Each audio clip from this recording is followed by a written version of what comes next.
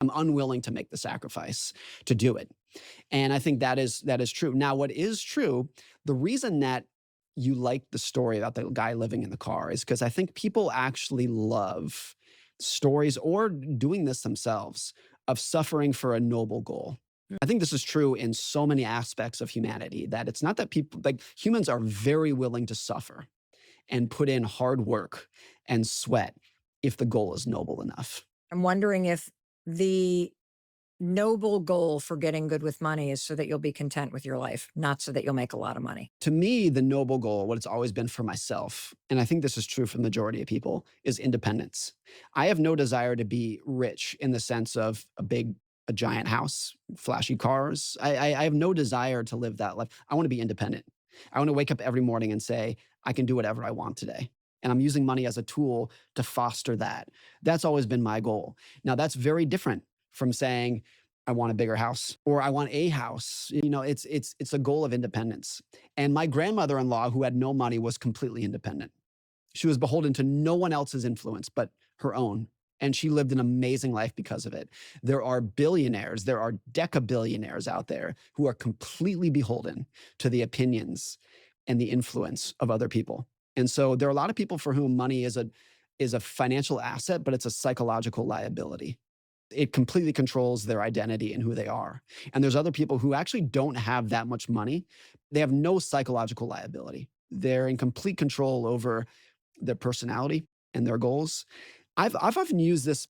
It's a very imperfect idea, but I think about if I was on a deserted island, maybe with just me and my family, nobody else could see how I was living. Nobody else could see my house. Nobody else could see my car. It's completely invisible to everybody else. What kind of lifestyle would I live? If nobody else was watching, what kind of lifestyle would I choose to live? And in that situation, myself, and I think most people, would instantly shift from uh, status to utility. I have no interest in status if nobody can watch it. I have interest in utility. And so the kind of house that I would want to live in, the kind of car that I would drive, would instantly shift from what are other people impressed by towards what is actually going to foster a good life for myself and my family. And they're very different things. You could make $100 million a year and feel like you're falling behind if you're chasing other people. There's a great quote from the comedian Jimmy Carr where he says, everybody is jealous of what you've got. Nobody is jealous of how you got it.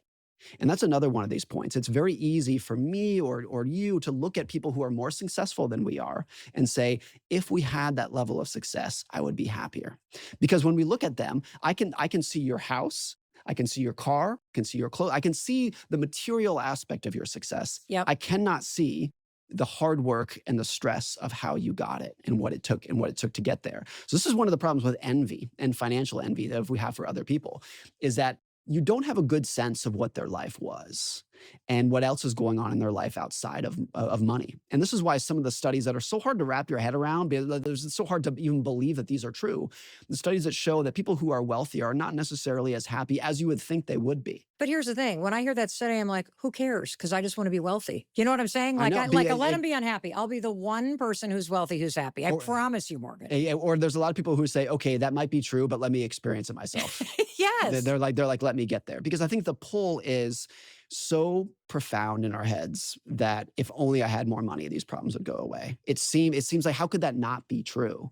And I think the people who have experienced it would say, no, it can be true, just much less than you thought. As a financial expert with more than 2 decades of experience of research and writing and teaching this topic, what's the number one thing that keeps people broke?